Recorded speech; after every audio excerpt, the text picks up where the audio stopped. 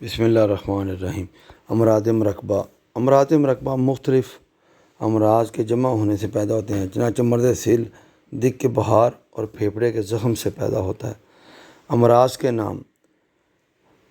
کے نام یا تو تشبیہ کی وجہ سے قرار دیے جاتے ہیں، جیسے داء الاسد اور داء الفیل، یا ان کے مقامات کے لحاظ سے، جیسے ذات الجنب یا ذات الریہ، اور کبھی ان کے اسباب کے اعتبار سے قرار دیے جاتے ہیں، چنانچہ مالی حلیہ کو مرض سوداوی کہتے ہیں، اور کبھی ان کی عوارض کے لحاظ سے نام رکھے جاتے ہیں، مثلاً سرا، جس کے معنی گر پڑنا ہے، اور چونکہ اس کا مرد دورے کے وقت گر پڑتا ہے، اس لیے اس کے عوارض کے نام پہ اس مرض کا نام رکھا گیا۔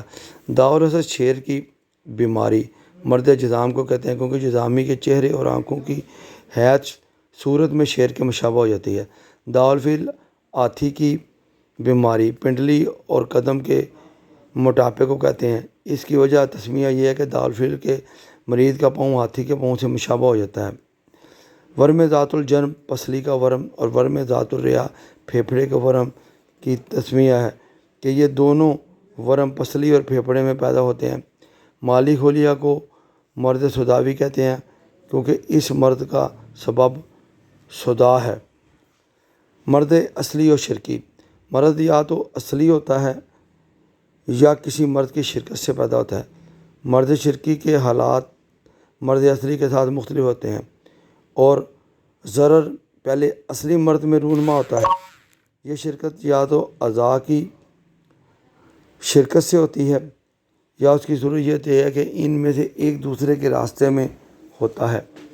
چنانچہ پاؤں کے زخم سے حالب یعنی کنج ران کی رگ میں ورم ہو جاتا ہے، یا ان میں ایک دوسرے کا خادم ہوتا ہے۔ چنانچہ اعصاب دماغ کے خادم ہیں، یا ان میں سے ایک دوسرے کے فعل کا مبدا ہوتا ہے، یا ان میں سے ایک عضو دوسرے عضو کے مقابلے میں واقع ہوتا ہے، جس سے ایک عضو کے بہارات دوسرے عضو تک چڑھ سکتے ہیں، یا ان میں سے ایک دوسرے کے فضلات کے گرنے کا مقام ہوتا ہے، جیسے بغل، کانجران اور پس گوش، کان کے پیچھے کے غدد، اللہ ترتیب دل، جگر اور دماغ کے فضلات کے مقامات ہیں۔ کسی عضو میں یا تو اس وقت مرض عارض ہوگا جبکہ پہلے کسی دوسرے عضو میں حاصل ہو چکے، یا ایسا نہ ہوگا۔ پہلے مرض کا نام شرکی ہے اور دوسرے مرض کا نام اصلی۔ مرض شرکی کے حالات مرض اصلی کے ساتھ مختلف ہوتے رہتے ہیں، یعنی جب تک مرض اصلی رہتا ہے اس وقت تک مرض شرکی بھی رہتا ہے، اور جب مرض اصلی زائل ہو جاتا ہے تو اس وقت مرض شرکی بھی ختم ہو جاتا ہے، اور جب مرض اصلی ہلکا ہو جاتا ہے تو اس وقت مرض شرکی بھی ہلکا ہو جاتا ہے۔ دو اعضاء کی شرکت کی کئی صورتیں ہیں۔ ایک تو یہ کہ یہ دو عضو میں گردن اور دماغ کی طرف قربت اور مجاورت یعنی راستے ہوں، پس اس وجہ سے ایک کی اذیت دوسرے کو پہنچتی ہے۔ دوسری صورت یہ ہے کہ دو اعضاء میں سے ایک دوسرے کے راستے میں ہو، جیسے کہ حالب، کنجران کی رگ پاؤں کے راستے میں واقع ہے، اسی لیے جب پاؤں میں زخم ہوتا ہے تو کنجران کی رگ متورم ہو جاتی ہے۔ تیسری صورت یہ ہے کہ ایک عضو دوسرے کا خادم ہو، جیسے عصب دماغ کا خادم ہے، اور چونکہ مخدوم کے مریض ہو جانے سے خادم بھی مبتلا مرض ہو جاتا ہے، لہذا جب دماغ کو نقصان پہنچتا ہے تو عصب بھی اس نقصان کا شکار ہو جاتا ہے۔ چوتھی صورت یہ ہے کہ ایک عضو کے فعل کا مبدا، جیسے کہ حجاب حاجم یعنی ڈایافرام، فعل پھیپھڑے کے فعل تنفس کا مبدا ہے، اور حجاب حاجت یعنی ڈایافرام ہی ہے جو پھیپھڑے کو حرکت دیتا ہے، کیونکہ جب ڈایافرام منبسط ہو جاتا ہے تو پھیپھڑا منقبض ہو جاتا ہے، اور جب حجاب حاجت سکڑتا ہے تو پھیپھڑا پھیل جاتا ہے۔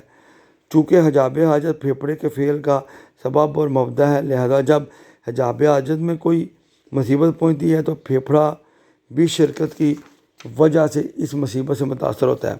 پانچویں صورت یہ ہے کہ ایک عضو دوسرے کے مقابلے میں واقع ہو، اور اس صورت میں جب نیچے کے عضو کے بہارات اوپر کے عضو تک پہنچتے ہیں تو اوپر کا عضو نیچے کے عضو کے بہارات سے تکلیف پاتا ہے، اور اسی طرح جب کسی اوپر کے عضو کے مواد نیچے کے عضو پر گرتے ہیں تو نیچے کا عضو اس سے تکلیف پاتا ہے۔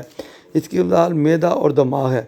چونکہ معدہ دماغ کے مقابلے میں واقع ہے اور دونوں میں مشترک اعصاب بھی ہیں، لہذا آپس میں مقابلے میں واقع ہونے اور اعصاب کے اشتراک اور اتصال کی وجہ سے ایک عضو کی عزت سے دوسرا عضو بھی اذیت پاتا ہے۔ چھٹی صورت یہ ہے کہ ایک عضو دوسرے عضو کے فضلات کے گرنے کا مقام ہو، جس طرح بغل دل کے، کانجران جگر کے اور پس گوشت دماغ کے فضلات کے گرنے کے مقامات ہیں۔ جس وقت کسی عضو کی وجہ سے ان اعضائے رئیسہ کو نقصان پہنچتا ہے تو یہ مقامات بھی متورم ہو جاتے ہیں۔ اوقات مرض ہر تغیر پذیر مرض میں یا زیادتی ظاہر ہوتی ہے، اس وقت تزائد اسے بڑھنے کا زمانہ کہتے ہیں، یا کمی واقع ہوتی ہے اس وقت اسے انحطاط یعنی کم ہونے کا زمانہ کہتے ہیں، یا کمی بیشی نہیں ہوتی۔ اگر یہ آخری صورت وقت تزائد سے پہلے ہو تو اس وقت ابتدا یعنی شروع ہونے کا وقت کہتے ہیں، اور اگر بعد میں ہو تو اسے وقت انتہا، مرض کی انتہا کا زمانہ کہتے ہیں۔ مرض کے 4 درجے ہیں، 4 زمانے ہیں۔ نمبر 1 زمانہ ابتدا، جب مرض شروع ہوتا ہے۔ نمبر 2 زمانہ ابتدا، جب مرض بڑھتا ہے۔ نمبر 3 زمانہ انتہا، جب مرض پوری قوت اور شدت اختیار کر کے ایک حالت پر ٹھہر جاتا ہے۔ نمبر 4 زمانہ انتہا، جب وہ کم ہونا شروع ہوتا ہے۔ فرض کیجیے ایک شخص بخار میں مبتلا ہوا اور دن کے 2 بجے سے اس کا درجہ حرارت بڑھنا شروع ہوا اور 5 بجے تک اسے 103 درجے کا بخار ہو گیا، پھر شام 7 بجے تک اسی درجے پر رہا، اس کے بعد کم ہونا شروع ہوا، صبح کے 2 بجے بخار اتر گیا۔ اس میں دن کے 2 بجے کا وقت زمانہ ابتدا، 2 سے 5 تک زمانہ تزائد اور 5 سے 7 بجے تک زمانہ انتہا اور 7 بجے سے صبح کے 2 بجے تک زمانہ انحطاط ہے۔ یہ یاد رکھنا چاہیے کہ زمانہ انتہا سے مراد زمانہ انتہائی شدت مرض ہے، نہ کہ انتہائی مرض۔ تغیر پذیر مرض سے وہ مرض مراد ہے جس میں کمی بیشی ہو۔ ظاہر ہے کہ صرف ان میں چاروں زمانے پائے جاتے ہیں، اور جن امراض میں یہ صورت نہ ہو ان میں یہ زمانے نہیں پائے جاتے۔